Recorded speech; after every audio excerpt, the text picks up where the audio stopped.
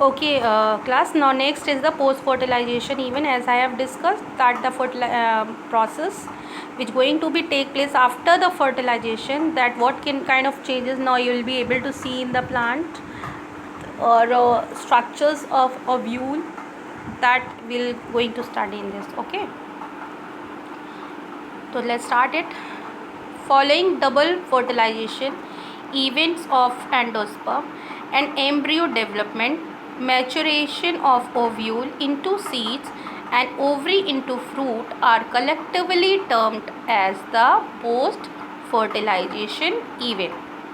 तो क्या क्या प्रोसेसेस हुई? डबल फर्टिलाइजेशन हुआ, एंडोस्पर्म का फॉर्मेशन हुआ, एम्ब्रियो का डेवलपमेंट होना, और फिर ओव्यूल का मैच्योर होना किस में? सीड्स में, और ओवरी का किस में होना? फ्रूट्स में.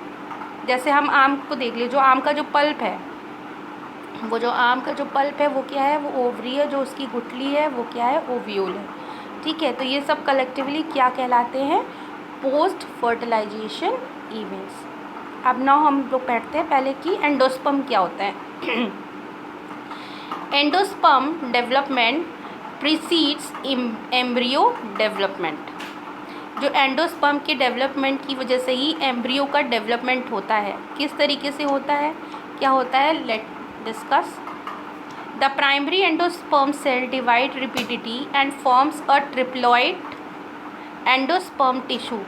The cells of this tissue are filled with a reserve food material and are used for the nutrition of the developing embryo.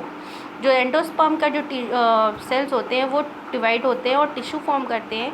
ये जो टिश्यू होती है इनमें रिजर्व फूड मटेरियल होते हैं जो कि एम्ब्रियो के डेवलपमेंट के लिए बहुत ही ज़्यादा इम्पॉर्टेंट होते हैं. वो एम्ब्रियो को नरिश करते हैं. In the most common type of endosperm development, the PEN undergoes a successive nuclear divisions to give rise to free nuclei. ज़्यादातर जो एंडोस्पर्म जब डेवलपमेंट होता है तो जो उसमें PEN यानी कि जो इसकी प्राइमरी एंडोस्पर्म जो सेल्स होते हैं वो क्या होते हैं? सक्सेसिव न्यूक्लियर डिवीजन्स में, न्यूक्लियस के डिवीज़न में जाते हैं और एक फ्री न्यूक्लियाई प्रोड्यूस करते हैं. This stage of endosperm development is called the free nuclear endosperm. क्योंकि इसमें फ्री न्यूक्लियस डेवलपमेंट तो होता है इसलिए इसको हम क्या कहते हैं? Free nuclear endosperm. Subsequently cell wall formation occurs and the endosperm become the cellular. इसके बाद क्या होता है? सेल वॉल का फॉर्मेशन होता है. इसके बाद एंडोस्पर्म जो होते हैं वो सेलुलर हो जाते हैं.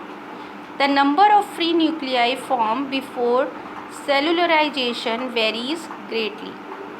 The coconut water from the tender coconut that you are familiar with is nothing but the free nuclear endosperm made up of thousands of nuclei. जो आप कोकोनट देखते हो उसमें जो पानी होता है, कोकोनट का जो पानी होता है वो क्या है? वो फ्री न्यूक्लियर एंडोस्पर्म्स हैं. ठीक है, और जो उसका वाइट कलर का जो पल्प होता है जो आप लोग खाते हो वो क्या है? Cellular endosperm. Endosperm may either be completely consumed by the developing embryo before seed maturation or it may persist in the mature seed.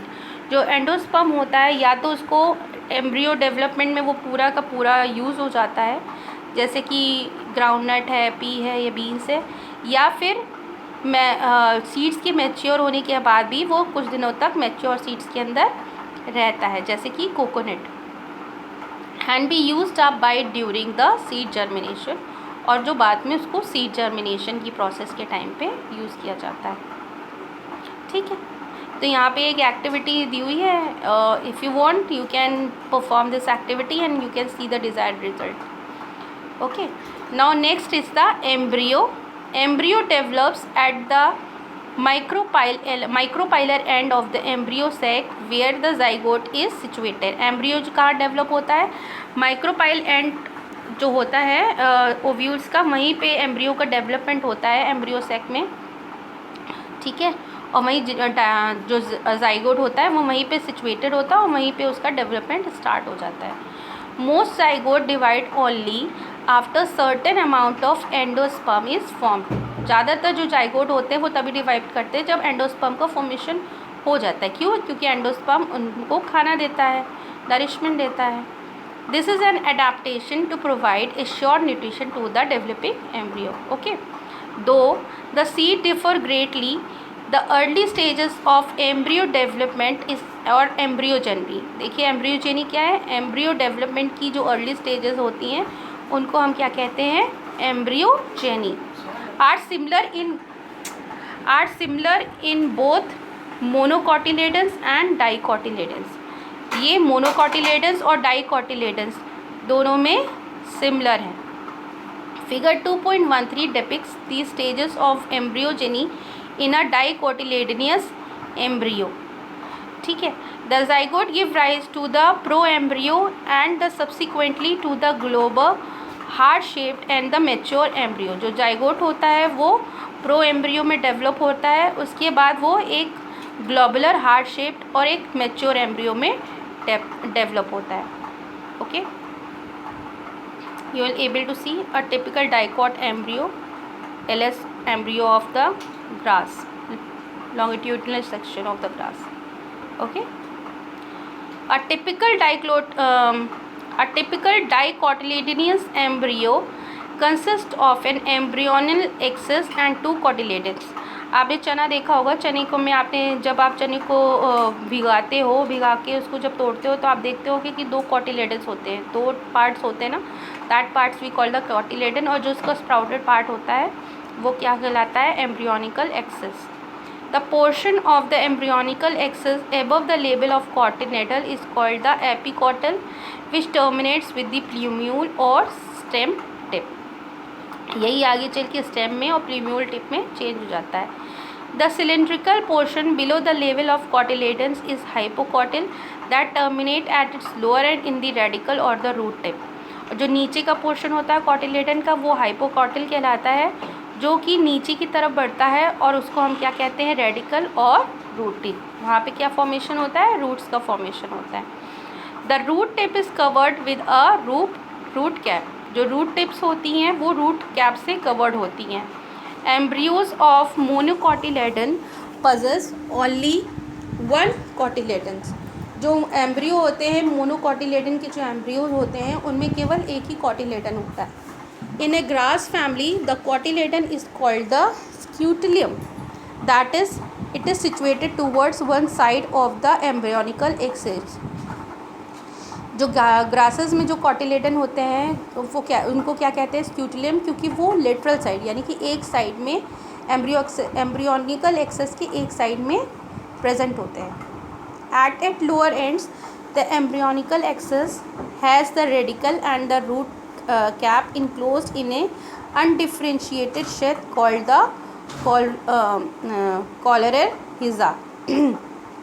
The portion of the embryonical axis above the level of the attachment of the scutellum is the epicotyl. Embryonal axis का जो ऊपर का level होता है, जो उसमें attachment होती है स्क्यूटिलम के साथ में, उसको हम क्या कहते हैं? Epicotyl. Epicotyl has a shoot apex and a few leaf primordia enclosed in a hollow foliar structure and that is called the coleoptile. जो एम्ब्रियोनिकल एक्सिस होती है वो स्क्यूटिलम से ये तो आपको मैंने बताया, सॉरी, एपिकोटल जो होती है उससे एक शूट अपेक्स निकलती है जिसमें कुछ लीव्स भी होती हैं, उनको हम प्रीमोर्डिया कहते हैं. और ये कैसा स्ट्रक्चर होता है? हॉलो फोलियर स्ट्रक्चर होता है. हॉलो मतलब खोखला होता है. ठीक है, इसको हम क्या कहते हैं? ओलियोपिटल. तो this is all about the embryo. So we have did about the endosperm, embryo. The next is the seeds. Okay, the next is the seeds.